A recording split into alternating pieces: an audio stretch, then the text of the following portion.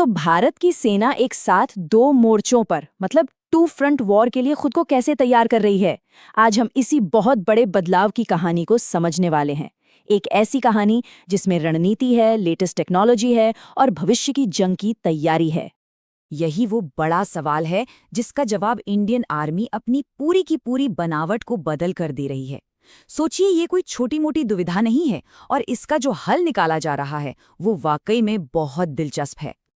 और देखिए, यही भारत की स्ट्रेटेजिक पोजीशन की सबसे बड़ी चुनौती है। मतलब अपनी उत्तरी और पश्चिमी दोनों सीमाओं पर एक साथ लड़ाई के लिए तैयार रहना। ये सिर्फ कोई थ्योरी नहीं है, कोई कागजी कसरत नहीं, बल्कि एक असली जीता जागता खतरा है जो सेना के हर एक फैसले पर असर डाल रहा है। और हाल में हुई कुछ घटनाओं ने ना इस पूरी प्रक्रिया में एक नई अर्जेंसी, एक नई तेजी ला दी है। पाकिस्तान के साथ जो झड़पें हुईं, उन्होंने दिखाया कि ड्रोन्स और लॉइटरिंग म्यूनिशन कितने सटीक और खतरनाक हो सकते हैं। और फिर ये खुलासा कि चीन ने पाकिस्तान की मदद की, इसने तो साफ कर दिया कि मिलिट्री को मॉडर्नाइज करने की जरूरत कितनी ज्यादा और कितनी जल्दी है। तो इस चुनौती से निपटने के लिए जो पहला कदम उठाया जा रहा है वो है एक बिल्कुल नई, एकदम फुर्तीली कमांडो यूनिट। इनका नाम है भैरव कमांडो और इन्हें खास तौर पर इसलिए डिजाइन किया गया है कि ये जंग के मैदान में उतरते ही अपना असर दिखा सकें। और ये बदलाव ना सिर्फ कागजों पर नहीं हो रहा है, इसकी रफ्तार देखिए जरा। इसी अगस्त में 5 भैरव कमांडो बटालियन तैनात की जा रही हैं और इनमें से 3 तो सीधी उत्तरी सीमा पर जा रही हैं जहां चीन और पाकिस्तान का खतरा है। इससे पता चलता है कि आर्मी कितनी तेजी से इस नई फोर्स को एक्शन में ला रही है। और सुनिए, ये तो बस शुरुआत है।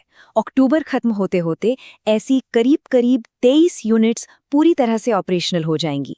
मतलब ये कोई छोटी मोटी बढ़त नहीं है, बल्कि एक बहुत बड़ी लगातार बढ़ने वाली मिलिट्री कैपेबिलिटी तैयार की जा रही है। अच्छा, तो सवाल उठता है कि ये भैरव कमांडो स्पेशल फोर्सेस से अलग कैसे हैं?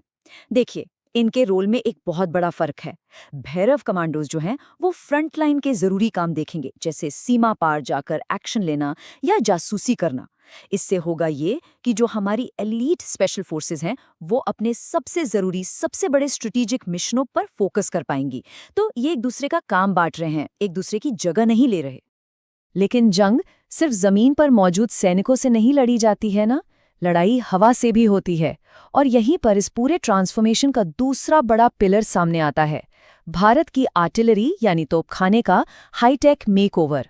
सच कहूं तो यहीं पर भविष्य की जंग असल में शक्ल ले रही है। तो आर्मी बना रही है शक्ति बाण नाम की बिल्कुल नई तरह की रेजिमेंट्स। अब ये आपकी रेगुलर तोपें नहीं हैं।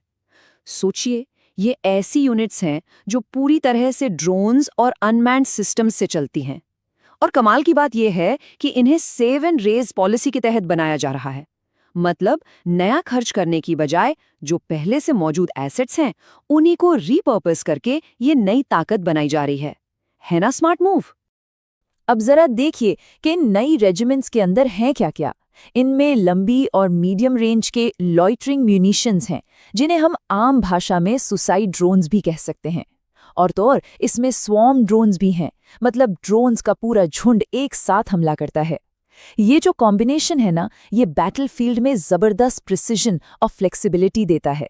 इससे किसी भी तरह के टारगेट को हिट करना मुमकिन हो जाता है। और ऐसा नहीं है कि ये मॉडर्नाइजेशन सिर्फ नई यूनिट्स के लिए है। जो हमारी पुरानी आर्टिलरी रेजिमेंट्स हैं उन्हें भी दिव्यास्त्र बैटरीज से लैस किया जा रहा है। मतलब उन्हें भी अब लॉइटरिंग म्यूनिशन और ड्रोन्स जैसी नई टेक्नोलॉजी मिल रही है। यह सब मिलकर एक automatic sensor to shooter loop तैयार करते हैं। अब इसका क्या मतलब है?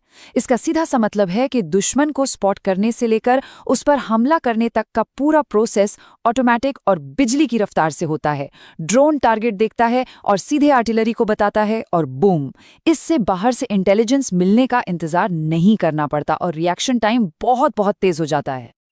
तो ठीक है, हमारे पास अब नए कमांडोज हैं, हाईटेक आर्टिलरी भी है। लेकिन सवाल ये है कि ये सब मिलकर एक साथ काम कैसे करेंगे? और यहीं पर आता है तीसरा और शायद सबसे बड़ा बदलाव। ये है ऑर्गेनाइजेशनल चेंज, जिसका नाम है रुद्र ब्रिगेड। रुद्र ब्रिगेड का आइडिया सुनने में सिंपल है, पर है बिल्कुल रेवोल्यूशनरी।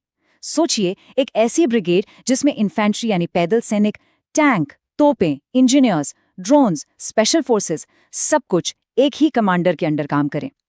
इसका मकसद साफ है, ऑपरेशंस में जबरदस्त तालमेल और तेजी लाना, जहां हर यूनिट एक ही प्लान पर एक साथ काम कर रही हो।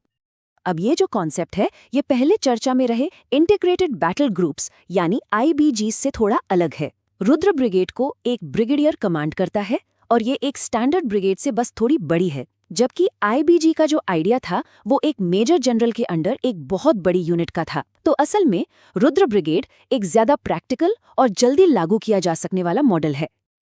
तो चलिए अब इन सारे अलग अलग बदलावों को एक साथ जोड़कर देखते हैं, तो तस्वीर क्या बनती है।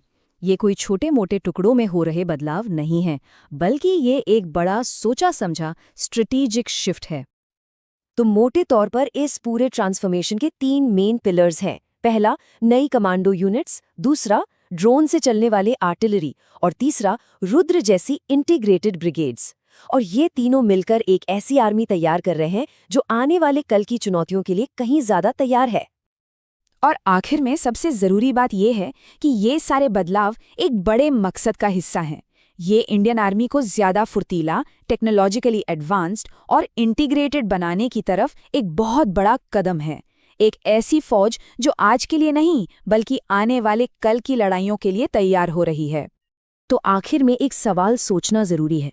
जैसे जैसे दुनिया भर की सेनाएं ऑटोमेटिक सिस्टम्स और स्पेशल फोर्सेस को अपना रही हैं, भविष्य का जंग का मैदान आखिर दिखेगा कैसा? ये बदलाव सिर्फ भारत तक सीमित नहीं है, ये पूरी दुनिया में वॉरफेयर के बदलते चेहरे की एक झलक है। ये सोचने पर मजबूर करता है कि आगे क्या होने वाला है।